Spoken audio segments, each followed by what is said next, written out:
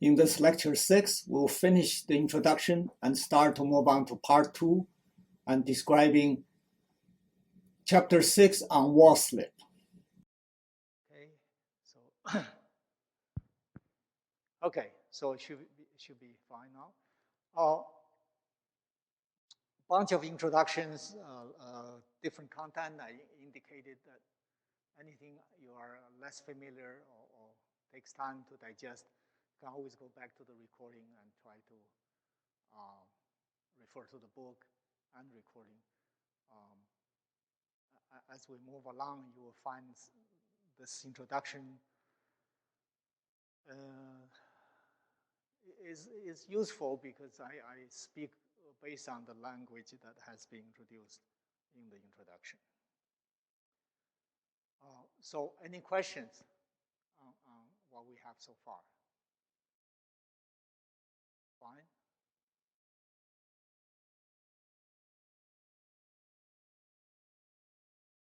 Okay, so let's move on. As I indicated, we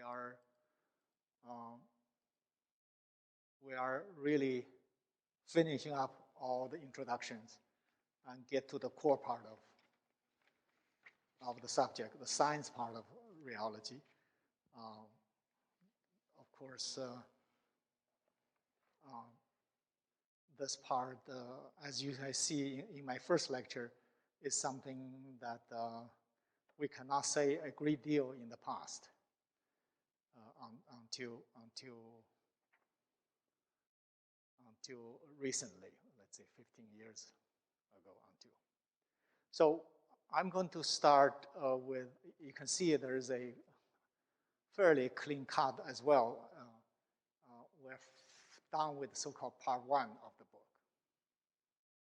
So this is purposefully done. The first part is really about linear viscoelasticity and experimental methods.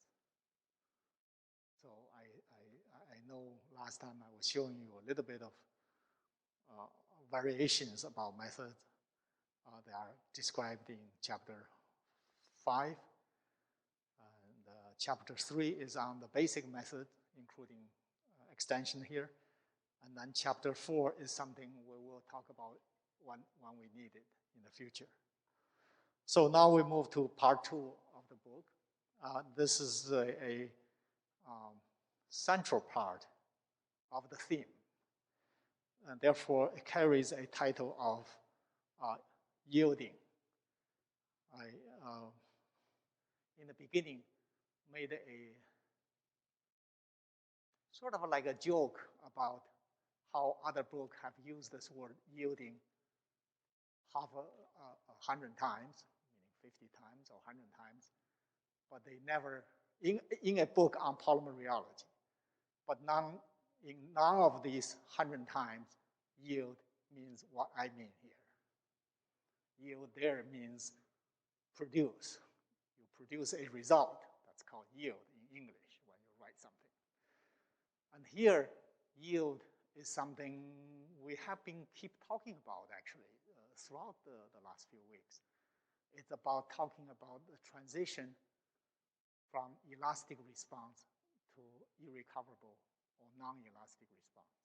This transition is yield. It is a word in dictionary, in our scientific dictionary. In other words, if you Google it, it says, oh, it's an engineering term. People use it to describe a solid under deformation turning into something non-solid. That's the meaning of it.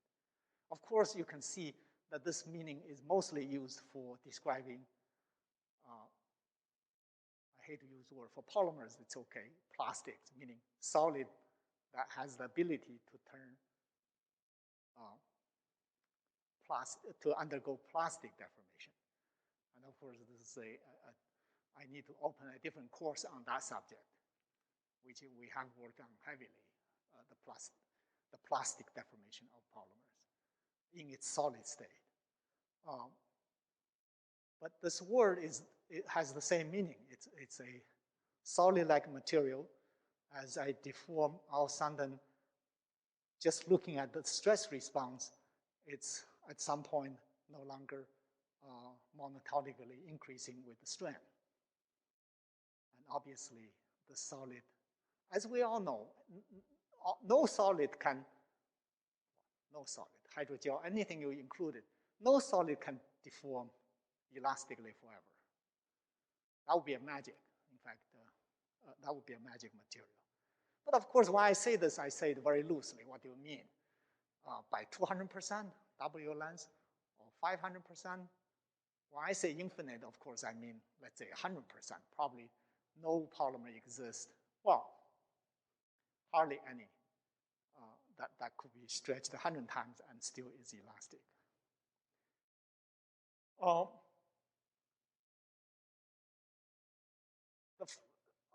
I will further make it clear that since somebody invented the word called yield to mean what I just indicated, I cannot invent another word for this feature of elastic to non-elastic. So it's like when you walk, I see how you're walking, but I cannot say, let me invent a new word to describe walk. Two legs walk. I can't. So for this reason, I have no apology to anyone about using the word that you borrow from solid mechanics, if you like, to describe something that has, on surface, nothing to do with solid. It's not cross-linked. It is ultimately, here is my PDMS. It is ultimately a liquid. It's incapable of sustaining any force. It will deform forever if you keep applying a force. Yet, the word of yield will be something you eventually will grow very used to, and you will find there's no replaceable word for this concept. So this chapter is very essential. I decided to highlight the essential concept of the so-called nonlinear response is the concept of yield. And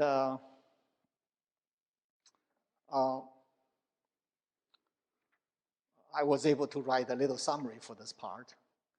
And then the beginning example of learning something about polymers, its ability to yield and how it yields. A profoundly important example is wall slip. So,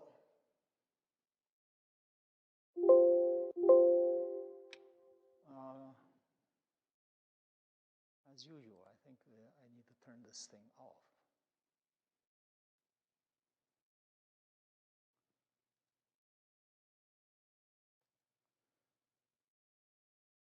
Okay, so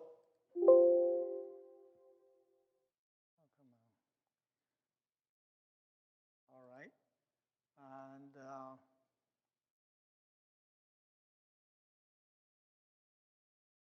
least now I learned the trick. When it's not full screen, the pen will show up. Otherwise, it doesn't. Can you imagine this? The computer is just dumb thing.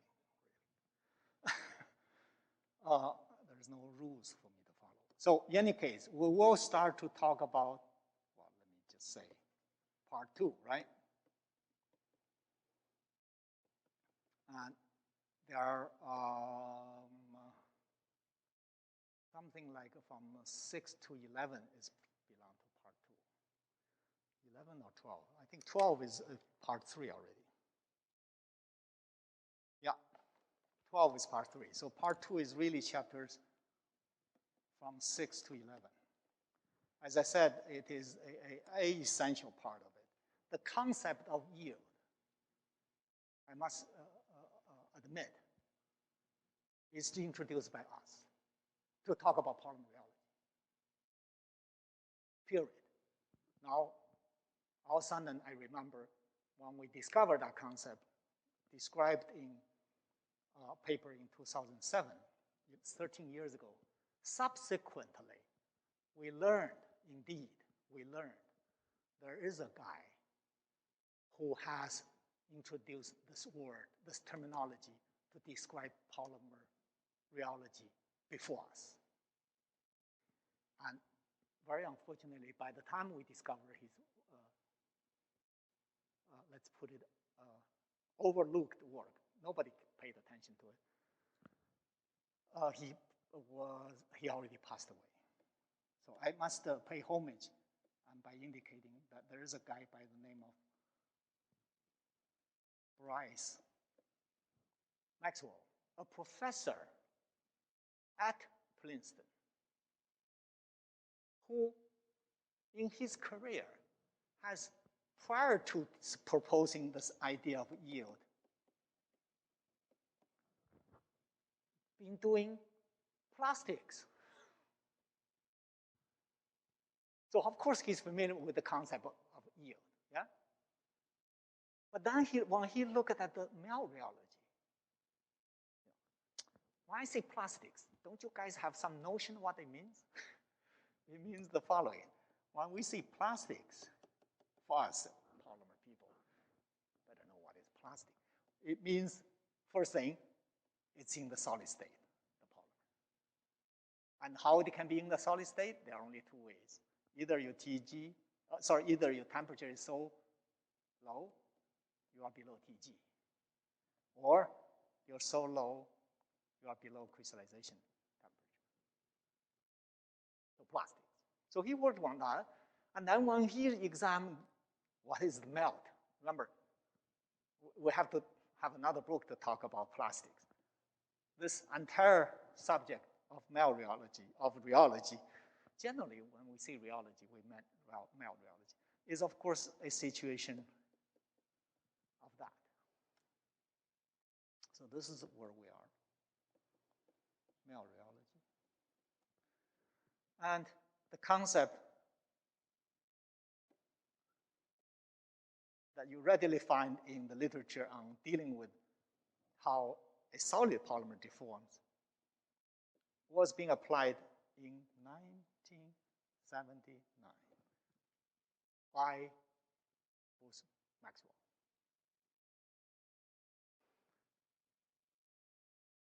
And then immediately ignored. When I say immediately ignored, it's very fascinating. This is a magic year.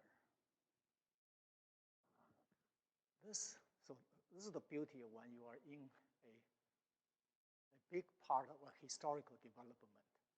If you are experiencing it firsthand, we have histories we can talk about. What is the history here? This is the year the dominant tube model was sufficiently expanded to deal with nonlinear responses.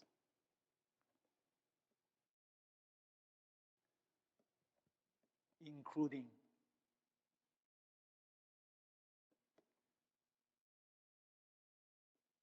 for example, shear stress overshoot. In other words, when you have a startup shear, you look at the stress as a function of time. We just talked about the stress always start from 0, but then, boom, it has a maximum. This is called overshoot. And a tube model was developed in the same year of 79 to suggest a way to understand overshoot.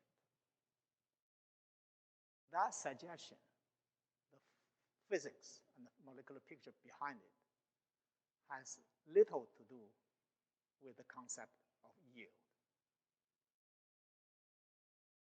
Therefore, and it pick up speed very quickly, and therefore people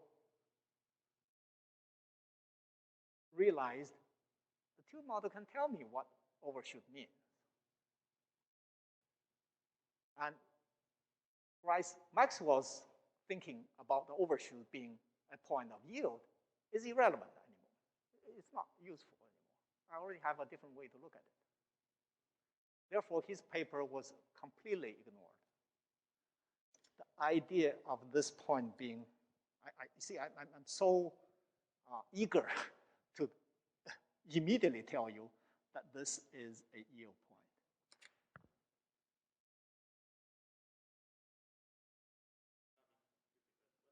No, nothing stupid.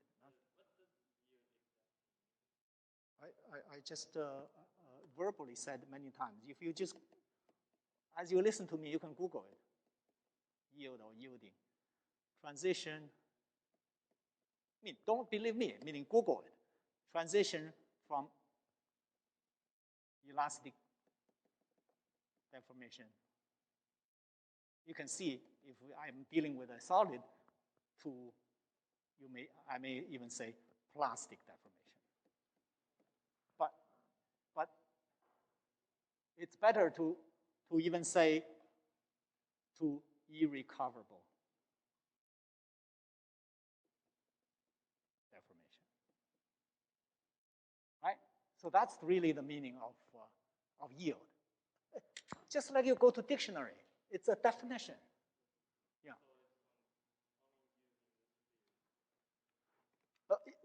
Not only, it never was used in polymer rheology. It was used in solid mechanics.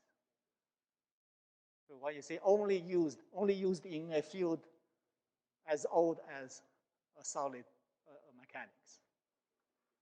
Never used in polymer rheology until this is worked out. Yeah. So remember, this is the importance of a definition, because definition describes a concept. Again, by definition, that's what it means. So that's the point of yield. And this, I claim, is a yield point. In other words, the same as saying, yielding start to occur. So I think with that, I'm pretty thorough about the history. In other words, we just unaware of Maxwell's idea, independently identified, or much later, of course, independently proposed the idea that something is yielding. Yeah. Here's a question. So yielding is that transition between those two states. Why do we call the stress maximum the yield point when yielding could be happening? So good. This is such a good question. If you read the book more carefully, the stress start to deviate from linear growth. And if I'm not mistaken, I start, yeah, here it is. Since he mentioned it, let me just jump a little further, because this topic is sort of interconnected. So you should feel free going back and forth. Figure in next chapter, 7, I know we are not there yet, precisely I start to become more, I know,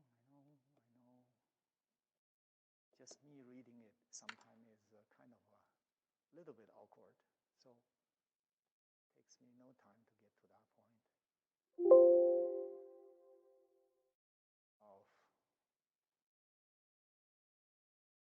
I cannot draw as well as this one does, so here we are. The middle figure. So be my guest. Indeed, the concept is, meaning this yielding process is not a single point. It is going on throughout the process of the material being deformed. You can conveniently call the deviation from linearity partial yielding, or the onset of yielding already. Something softening, right? It's no longer as strongly responding as initially. So it's an excellent point. In fact, it would be surprising if you don't ask that question. So the yield point is just for convenience. It has a particular signature. It's easy to see and identify. Yeah. Since I'm on this page, you should realize the little purple dash line is also a stress response, except it's discussed in the limit of Weisenberg number being much smaller than 1.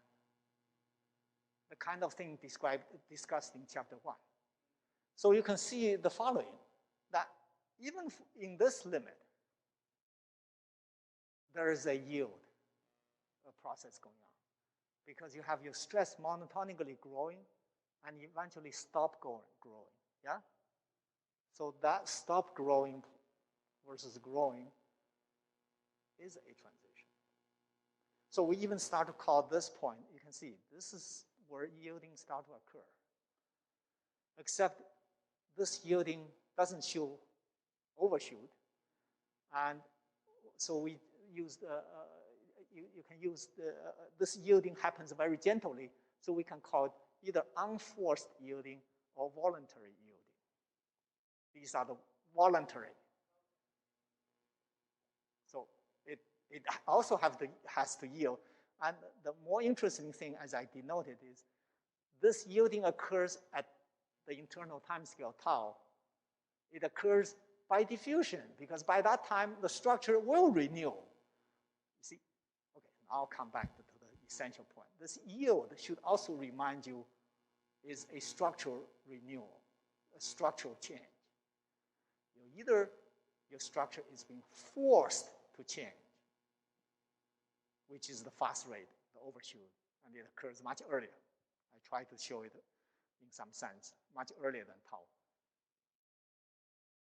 The structure is being forced to break apart, the elastic structure. That was responsible for the elastic response. Right. Oh, yes, good one. So this is an amazing thing. Your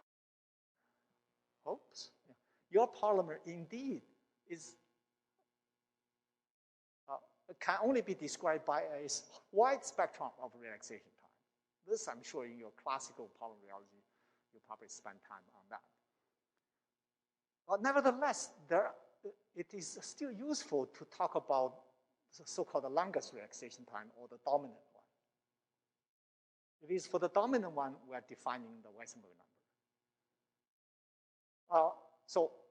Okay, much of the data, nearly all the data in the book, there are 360 figures, are based on systems where we simplify our reality by considering your polymer being of monodisperse in molecular distribution, relatively narrow.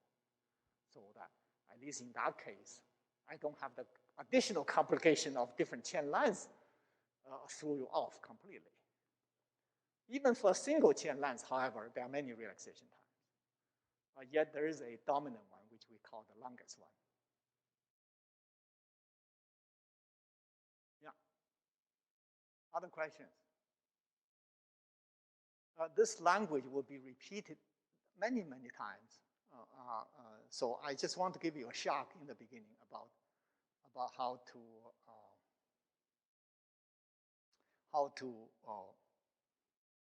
how we proceed here, start to introduce a language here. So,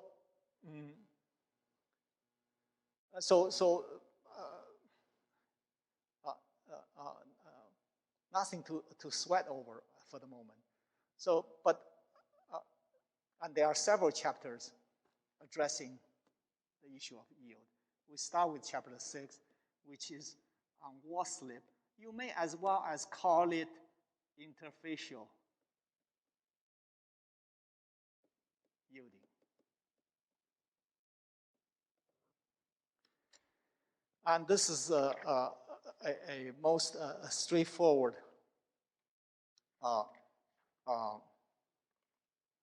way to start talk about yielding. So I noticed the book title did not call it interfacial yielding. I call it interfacial chain disentanglement, but actually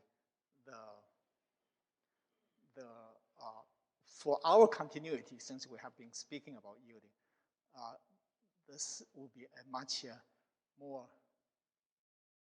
appropriate word for the subtitle.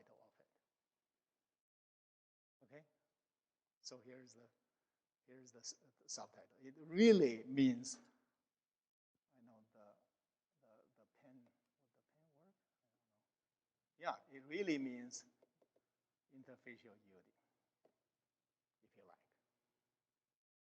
I was just trying to inject some other concept in there, but okay. Since we're going to speak about so-called wall slip, so-called this transition from solid-like to liquid-like, that's an easier way to call it. I think in your mind, yield should be, you should just think about something that was a solid, you smash it, meaning you deform it, such that this sample start to look liquid-like. Okay, so this is a pretty strong language. You are, through large deformation, forcing the solid to turn liquid-like. And the other language to use is you are breaking the structure that initially was producing the elastic response. All the same thing. All means the same thing. But since we're going to do it gently, starting from the issue where the physical location of yielding is very clear. So there's nothing more elegant than starting from this point. So since we are talking about wall slip, I may as well take you to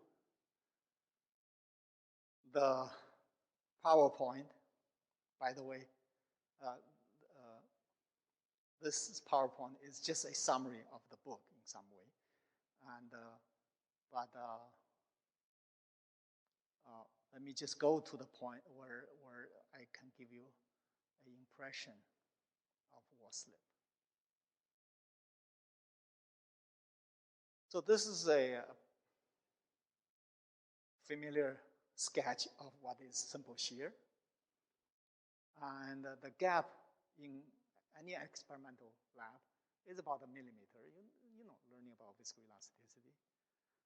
But it turns out if you could have on the surface plate of your rheometer, of your shear device, dig a little hole and fill that hole with glass so that my laser can shine through.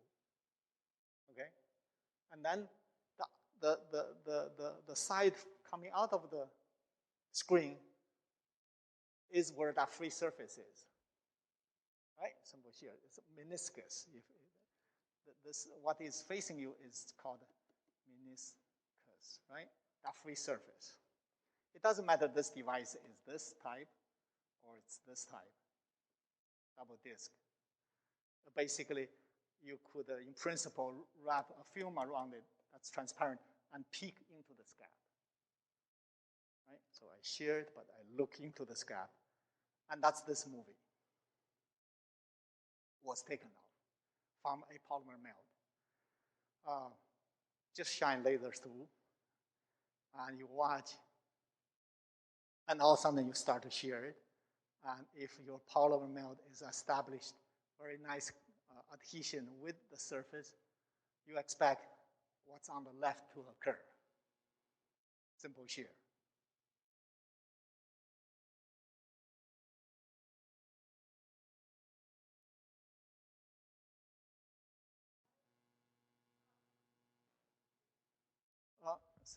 I didn't hear you.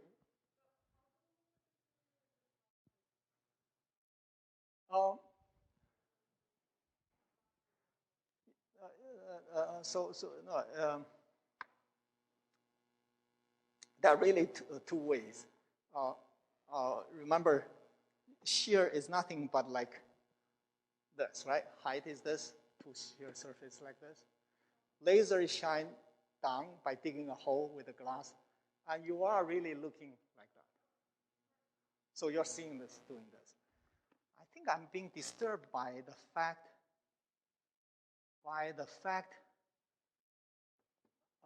I think I had one small experience initially when I was giving the RP, that this computer, I don't know, new or old, literally have no decor, codec for any video. And this one is not playing, I see. discard. It's not playing.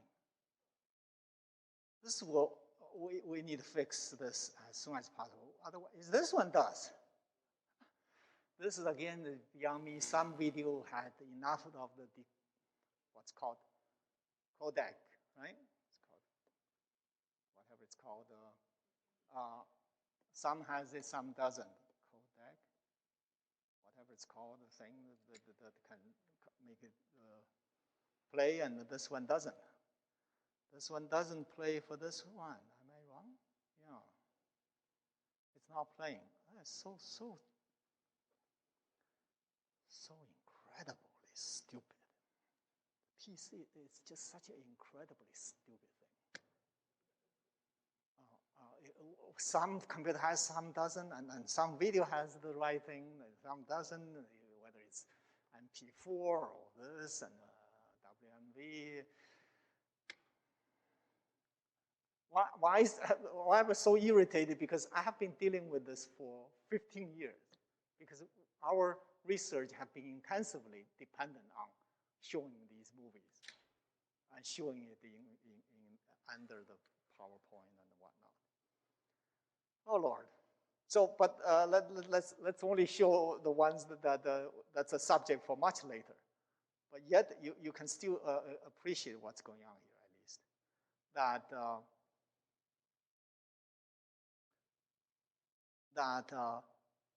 Wow, the CPUs is also very bad. What's going on? That you can see what happens is very peculiar here. You can see, I hope it's repeating or not. Yeah, you can see that it was doing just like what you're supposed to see, sheared, without failure, right? There's no failure at the surface. However, when you stop it, it induces failure. Yeah? It's like, it is, good point.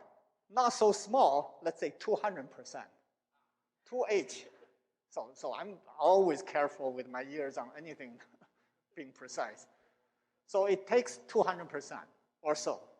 In other words, if you only move half H, this will not happen.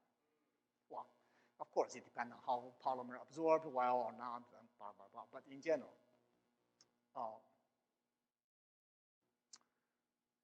it was innocently shearing and no failure. We predicted. This is a much later subject, but since the other movie didn't play, we predicted that the scission of shear will induce wall slip. This was not easy because you really have to first make sure polymer really adhere to the surface well so that you can shear. And then you need to be patient. So Puyang was very patient, a very wonderful student. He eventually made it possible to see it. And so this came as a prediction. I have to do the job of convincing my student Puyang to agree with me that this will happen. And of course, and we went to the lab and indeed confirmed. So this is one of the several stories where we really predict. Okay. Now at least you have a sense. All of a sudden you should be, did I do this? All of a sudden you should be curious, what do you mean by wall slip then? So let's move smoothly, gently through this topic. By any questions? Yeah.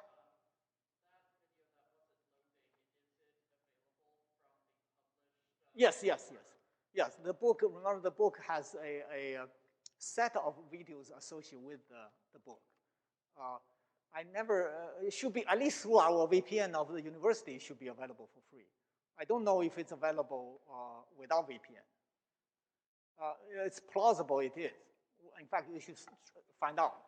Why don't you, Travis, it would be nice to find out. But yeah, this should be one of the key In fact, the movie that didn't play may not belong to that published set of videos. But the arrested was slip definitely will be. I expect it to be in there because it's one of the very essential findings. Okay, so switch gears. So we're going to talk about wall slip. The movie should already revealed a piece of or an important question that people work on wall slip for a long while did not manage to address, which is this. And this is important to mention here for the following discussion, which is this. When we discuss wall slip, as I will do now, I will not describe to you under what condition wall slip will occur. I will just tell you the innate ability of polymer to slip. But this movie clearly tells you you must first worry about how wall slip can come into being, come into existence.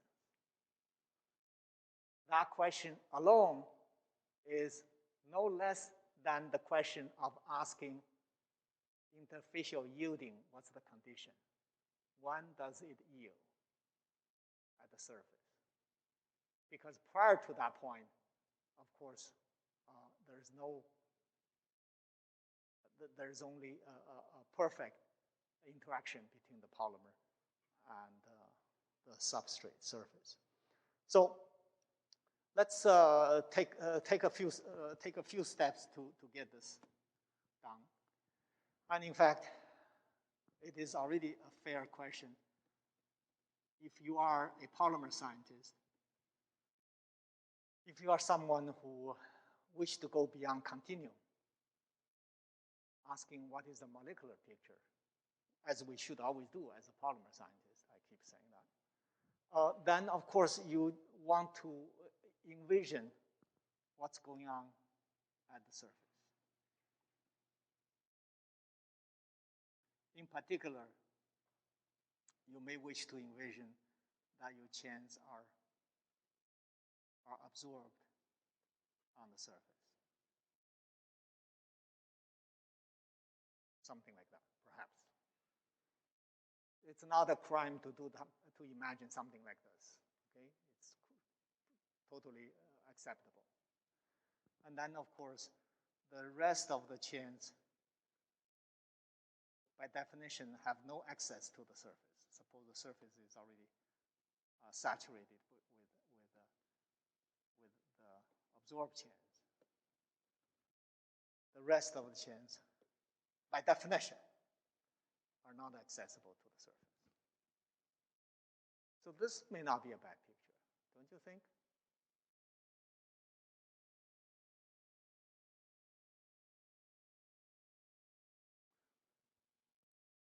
Good point.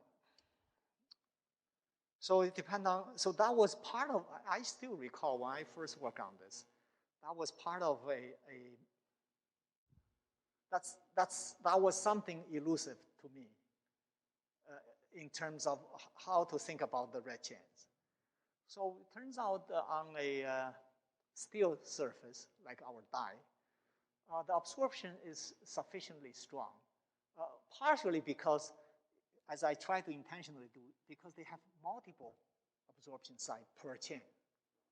So even if one can dissolve, but it cannot dissolve all simultaneously. So the red chain typically still remains as the red chain. A good point. Indeed. So basic Alex is asking whether this absorption time is much longer than rotation time here, for example.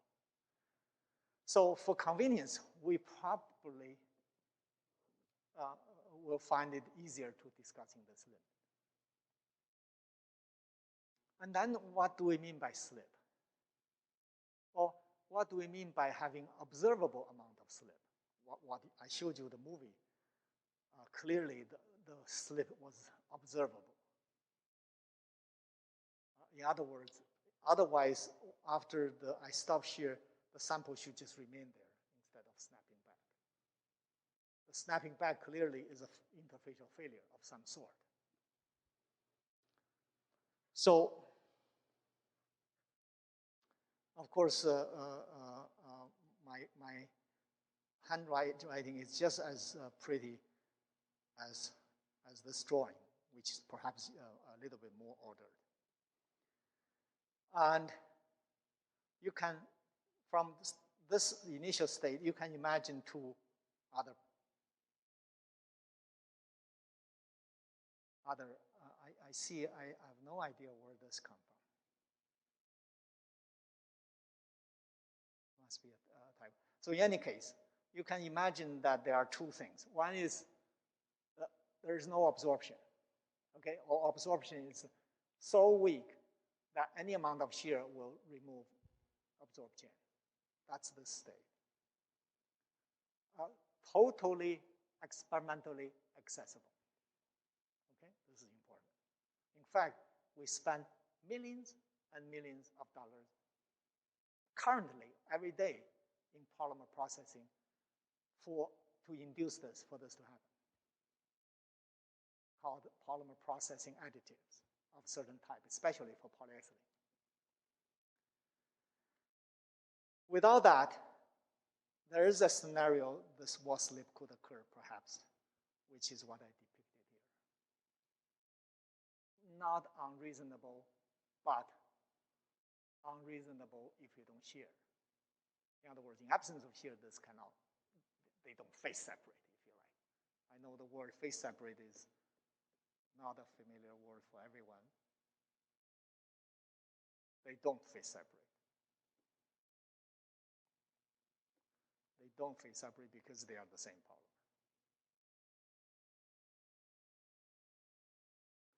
But it's not difficult to imagine if my upper surface is moving and moving fast, you can at least ask what happened to the red chain.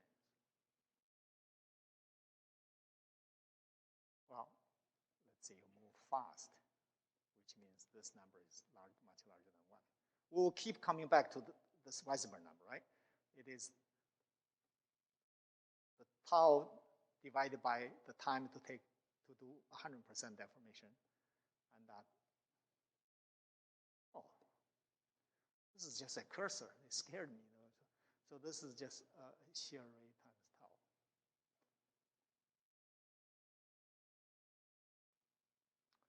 tau. We'll get to that perhaps somewhat later about when this state occurs. But it's not hard to imagine if I move my upper surface very fast. In fact, in processing, it's the other way around. Remember? I keep wanting you to think about processing because this is your die. What happens is the opposite of what I wanted you to, of what I described. The material is trying to rush out, but the surface is fixed. In any case, basically, there is relative motion between them that produce shear.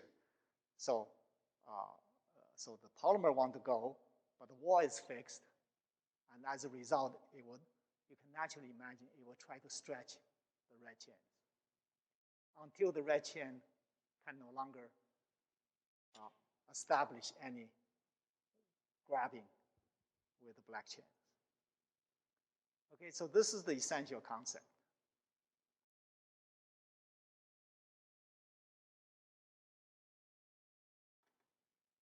Any questions?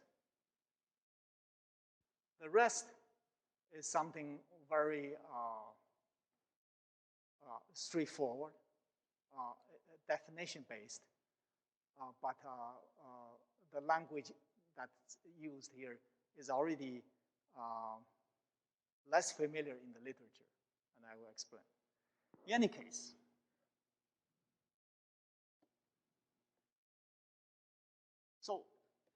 if you claim you have slip, for those who are chemical engineers, they will know, oh, then the no slip boundary condition is broken.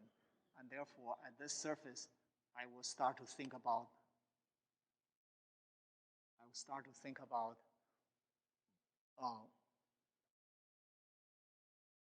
a part of the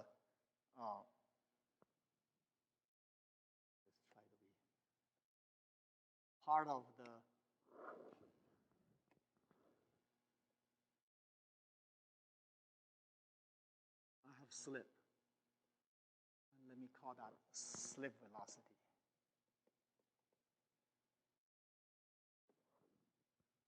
Okay. So what happens then is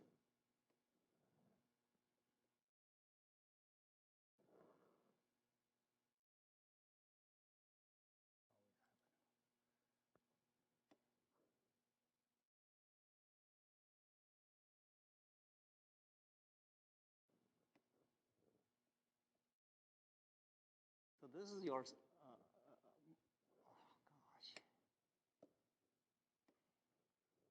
this is your not moving surface, and that is your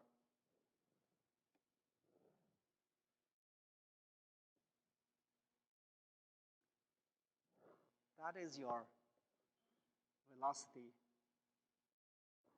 on the top surface. But let's assume both surfaces have same property, so they slip by the same amount. Then what happens is, if you ask, is my polymer at the bottom having zero speed or not, because my bottom surface has zero speed, the answer is no if you have wall slip.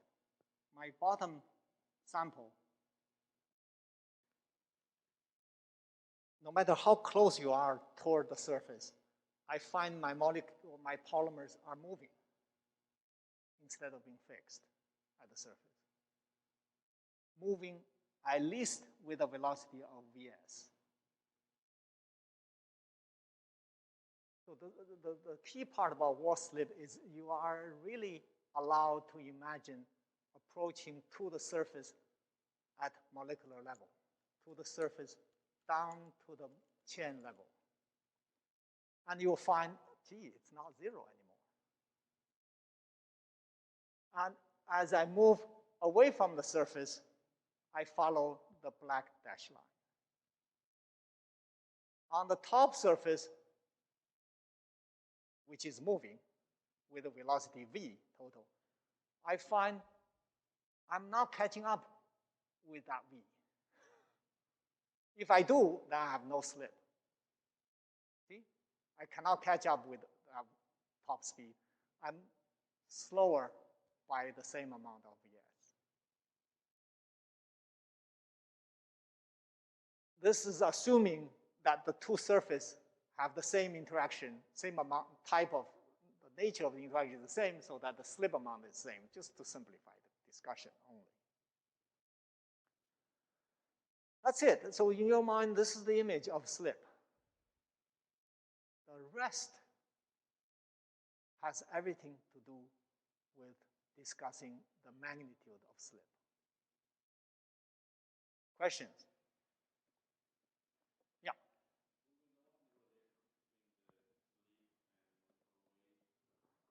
Oh, this will all come up. Yeah. This will all come up in explicit detail. Yeah, good, but it's a fantastic question. It's good. So, in fact, to answer Alice's question, if you, this is your age, and in our experiment, age is always about a millimeter or so in our typical rheological experiments. If you tell me what in between your parallel plate of 1 millimeter is water, or toluene, or benzene, okay? I said, you can go home, forget about worrying about wall slip. And we will explain why. So it turns out polymer is uniquely capable of exhibiting slip. When I say exhibiting slip,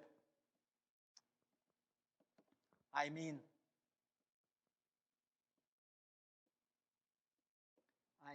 what? I mean observable amount of slip. Okay? In other words, if I cannot quantify and observe it, then of course I close my eyes and say, literally there is no slip, which is you're allowed to say. So I want to clarify that language. What do you mean you can say you have slip, but it's not observable? These are two different questions. You can have slip, but not observable. Meaning, let me use a different word. I'm not that bad with language. So, meaning, in other words, you can have slip that has no consequence to your reality. What is that? That is this.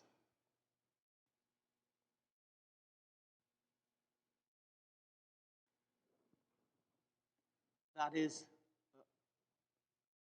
independently introduced by two French great physicists, separating by over 100 years between them.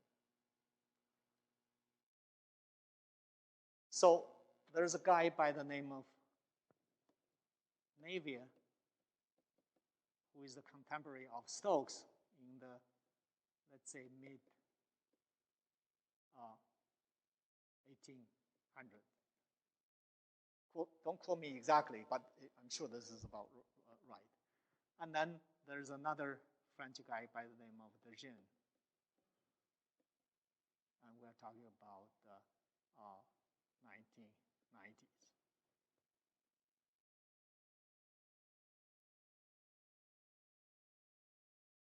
Separated by 120, 150 years. They both told us the same thing. And it seems like Dejean just rediscovered what was already clear to Navier in terms of how to describe the amount of slip. And the way you do it is you extrapolate this black dashed line until it meets this vertical line. So mathematically, it's geometrically completely trivial, the definition, okay? You extrapolate this dashed line until it meets 0. And this, by definition of this construct, is a lens, and they call it slip lens. Or Dejean started to call it extrapolation lens. I now get more curious. I don't remember ever digged out or not whether Dejean was aware of Navier's introduction of this lens. But this is the lens. Historians should go back and find out whether, because they are countrymen, so maybe they communicated somehow. At least it's a language they can understand each other. So that's B. So if I am allowed to envision, now I start to be more careful now. Huh? So because of slip, I can, of course, define a shear rate inside the bulk, which is not V over H. Yeah? Because V over H is that blue line.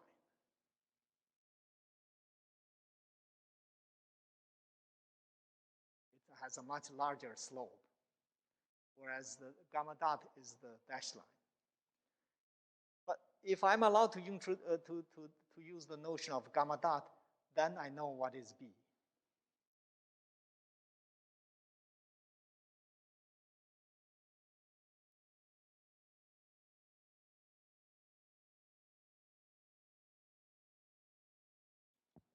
So it quantifies the degree of wall slip in terms of slip velocity and also the bulk shear rate.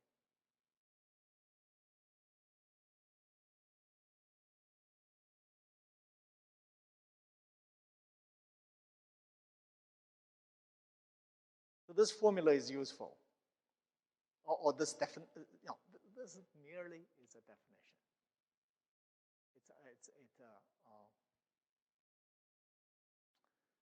It's ingenious though to recognize it, and without me flipping the page, you automatically from this sense or should sense the significance of this B in terms of how it enabled you to quantify the amount of wall slip. What do you compare? Remember, I keep saying time is meaningless, length is meaningless unless you have another time or another length to compare with.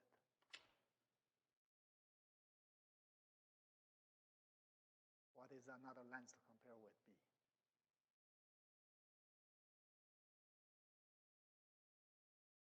There is only H. I know nothing else.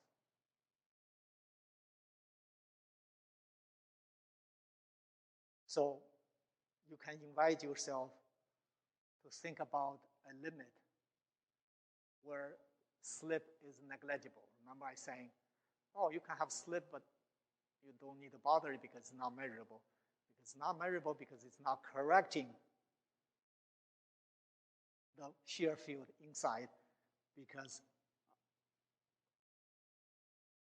if it is, I know I keep doing, if it is in the limit where this is still approximately true, then of course you have no slip, right? And this will be approximately true if I do the following. If I have a little slip so tiny, imperceptible. How about this much?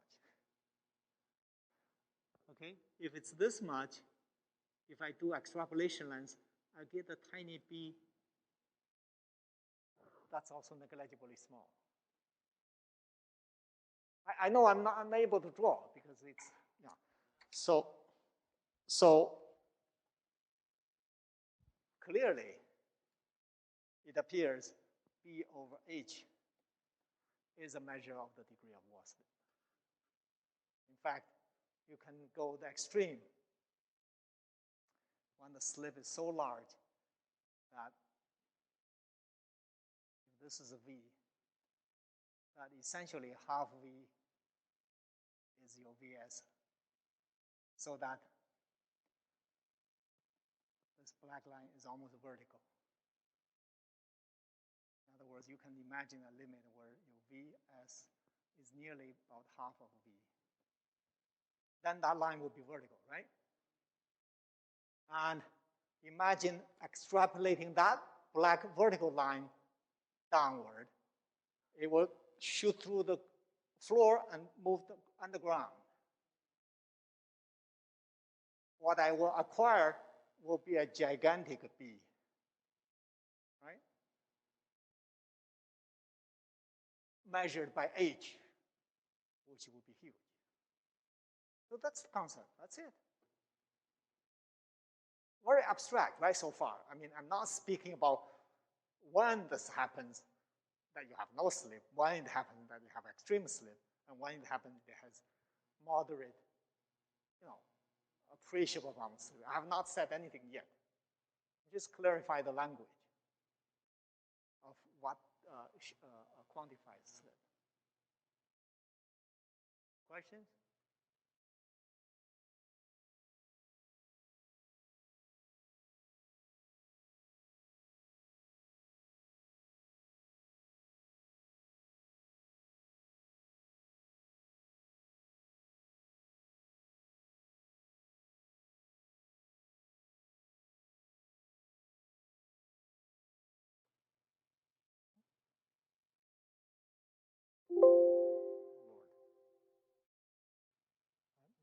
I'm merely trying to get rid of this. Okay. The rest is a little bit of a simple discussion in a very special case, which both De Jin and the Navier used, which is to suggest that the slip velocity is proportional. In other words, the shear stress you measure is proportional to the slip velocity. Okay? And of course, beta has whatever unit by this definition has, right? It obviously has the definition of stress divided by velocity. So whatever that unit is. It turns out, since I'm on this page, beta has the unit, if I recall correctly, of viscosity divided by a length. This is what the Jin immediately recognized in something around 1979. He had a paper that's much is in French, but has enough English abstract. So if you do that, let me rewrite B.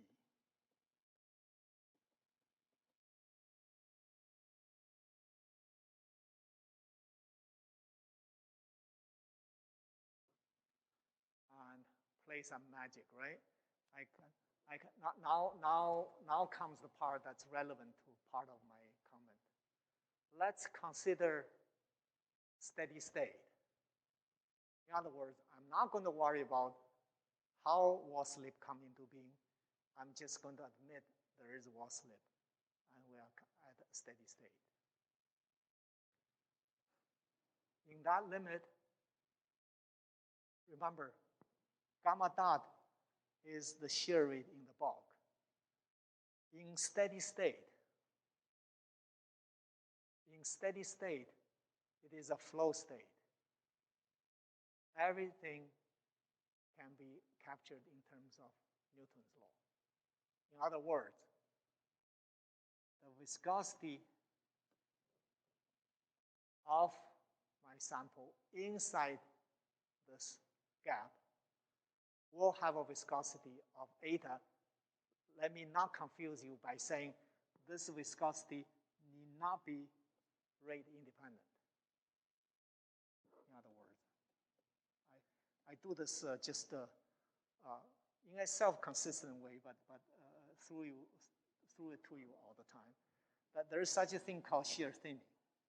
We will talk about more later. Which is a feature where typically this could be double log scale that basically indicates that your viscosity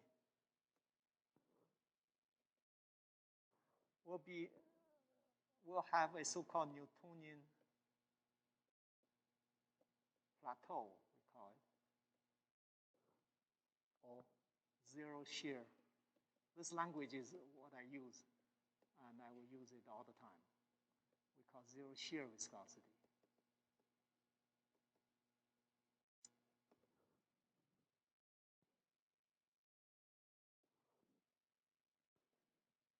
Eta 0. And this feature is called what I just said, the shear thinning. The fact viscosity in steady state, this concept of shear thinning should be only discussed when you have already attended steady state.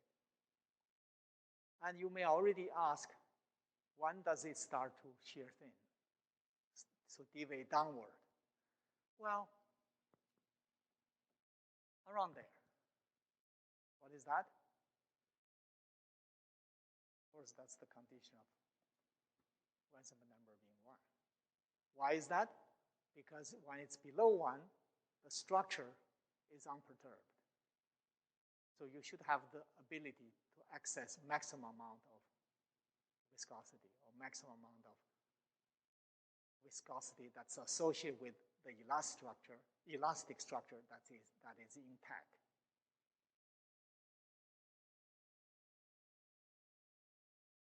Only in this limit, right?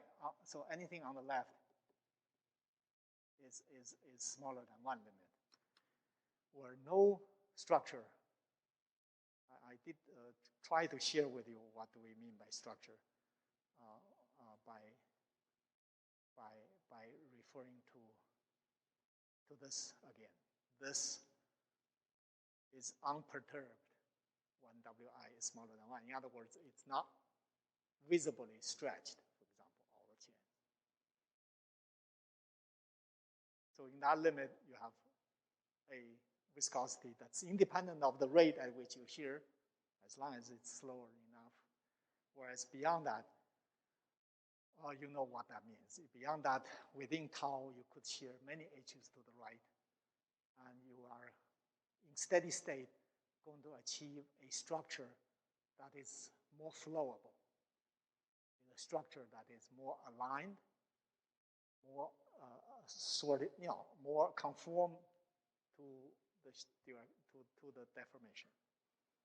So consequently, the stress, the viscosity drops. But so what I'm trying to say is, in steady state, you can speak about viscosity anytime you wish, anywhere.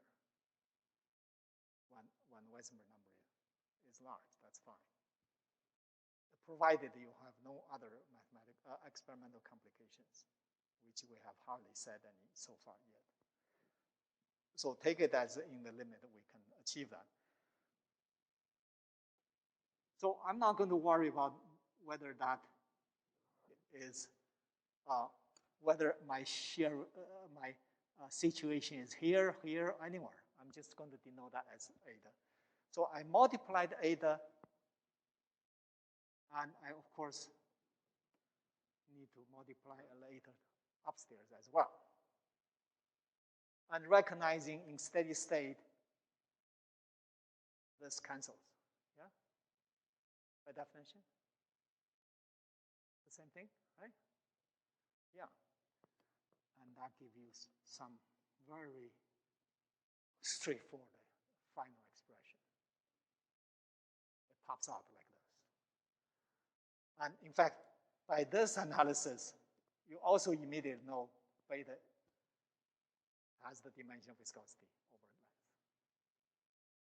by definition. So the rest of this is quite straightforward.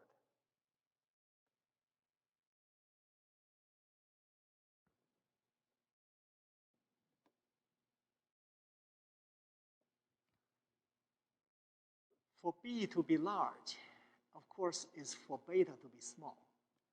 For beta to be small, looking at this general expression, perhaps, if you look at this, it's perhaps for this viscosity to be small. And you may even ask, what is this length? What is this length here? It just there's no way to avoid it. There has to be a length, and there has to be another viscosity. And that's where perhaps I can recall this image again. That's in here. Speaking now for you. So what about that length is this molecular thickness? I can learn to understand you much better if I can get familiar with the way you talk. Sure. I need your permission to help. Okay. Can you imagine when AI is all around and start to speak to you? So what about a characteristic length involving that interfacial region, that interfacial state? Some kind of length. In fact, for the sake of argument, I introduced to you guys even the so-called tube model. What if, for the rest of remaining discussions, that length is just this mesh length? Or just that tube diameter? turns out it's the same language that I'm using consistently. In some way, at least. Some kind of mesh size. In other words, I'm indicating to you that this lens I call it interfacial, is something of a mesh size, as I said. Therefore, it's not the coil size. Okay? The coil size is much bigger. So that's something to bear in mind. It is a characteristic length scale for the melt. A characteristic length scale for melt is not the coil size. And that's where this, I know I'm probably, let me try to see where, I'm probably guilty for, at least for completeness, I should bring it up for you. I'm probably guilty for not indicating that on page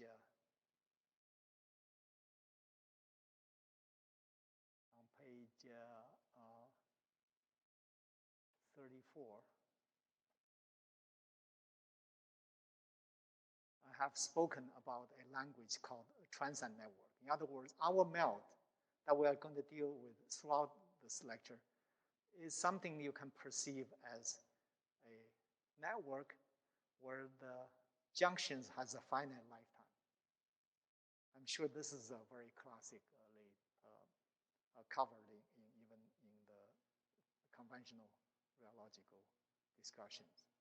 So basically, I'm trying to indicate to you that this building block, the mesh size, if you speculate, could be the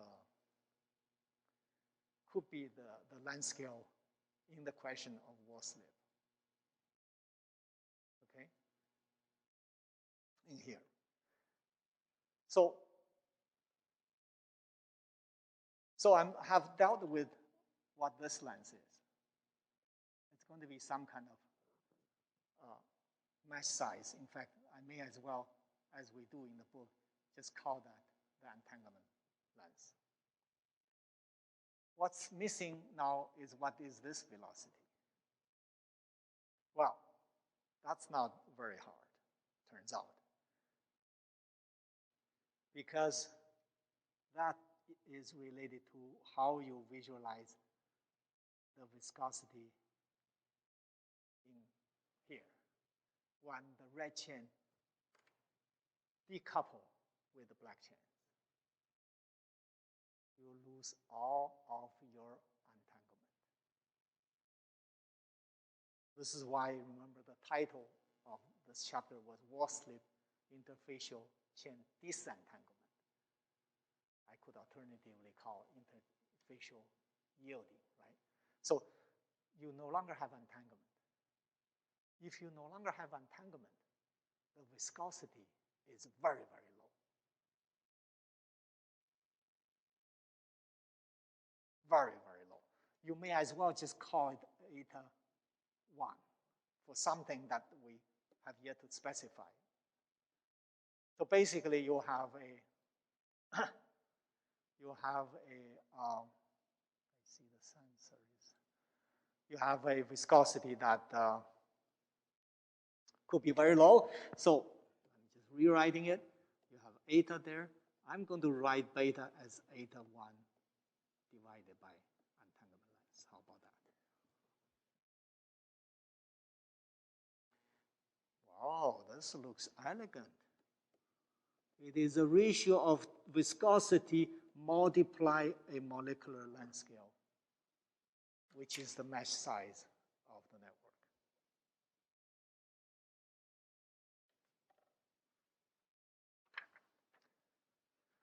So we have started to make progress in terms of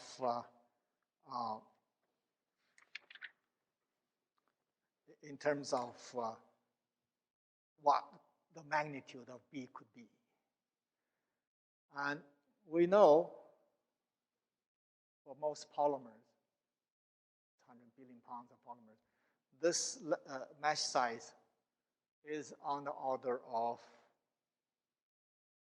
it changes from one polymer to another, but generally, let's say it's 5 nanometers or so.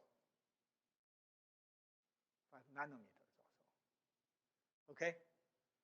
However, so if you just have 5 nanometers, your B is 5 nanometers, your H is 1 millimeter, of course, the ratio between them is so tiny that it's like the limit of no slip, right? When this is much smaller than 1, we may as well call it no slip.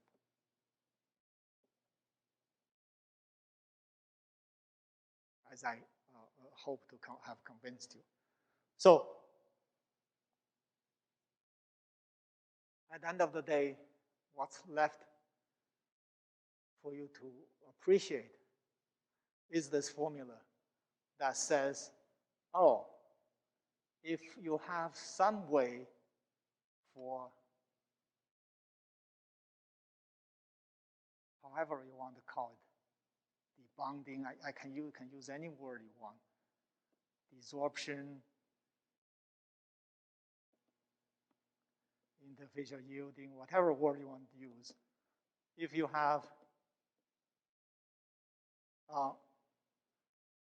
have some failure interfacially producing a interfacial, if you like, which is really a fancy word. It's really what I mean is viscosity near that interfacial layer.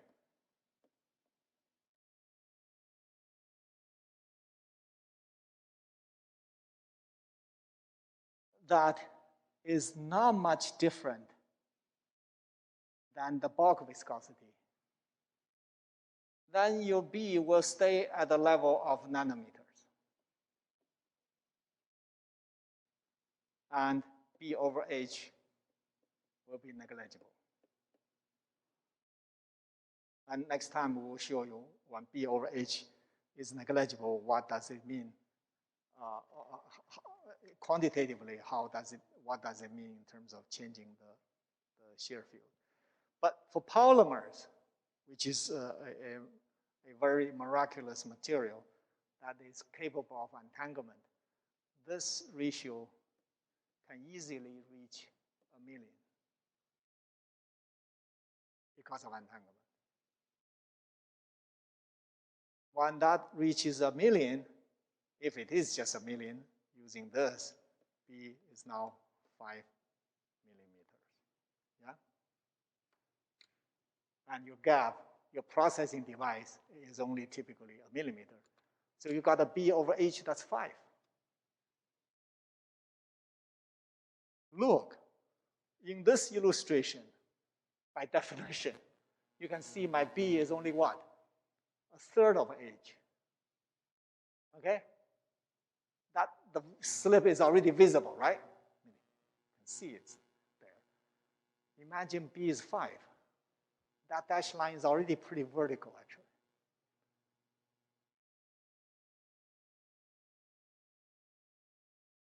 So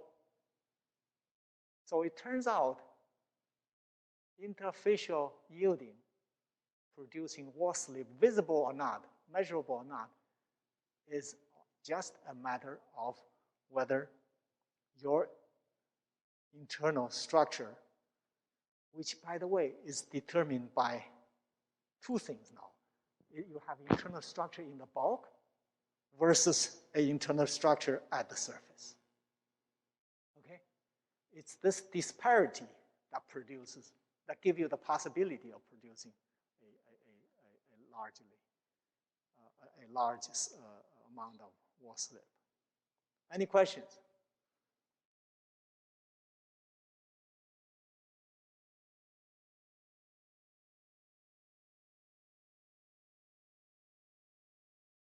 So polymer is pretty unique in that sense. If you play with colloids, I shouldn't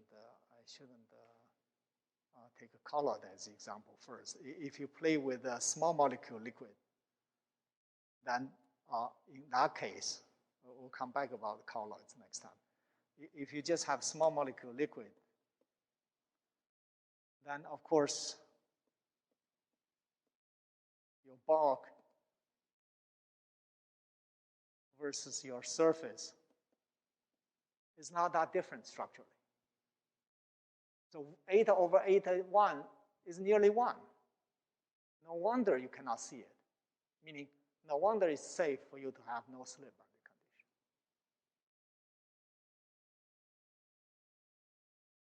Okay. Any question? Otherwise, I know I'm a little bit over today. All right.